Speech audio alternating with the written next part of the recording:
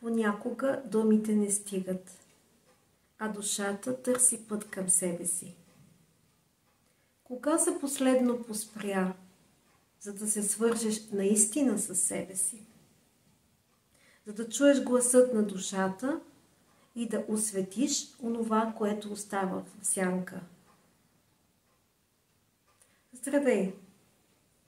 Каня те на едно творческо пътуване, в търсене на смисъл, с уникалния подход на арт-логотерапията, която среща изкуството с ориентираната към смисъл психотерапия на Виктор Франкъл логотерапия.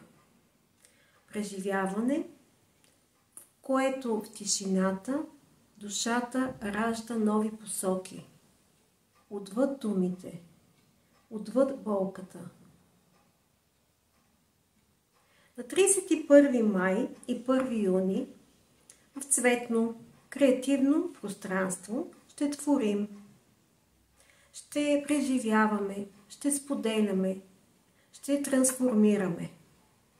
Чрез рисуване и моделиране с глина ще можеш да разкажеш своята история, без думи, с образи и цветове. Ще хармонизираш вътрешните си емоционални състояния. Ще можеш да видиш онова, което е скрито, неясно. Ще можеш да разбереш посланието на душата. И ще преоткриеш смисъл. Това не е творческо ателие. Това е дълбоко вътрешно преживяване, в което можеш да преосмислиш важните неща в живота си. Готова ли си за това пътуване?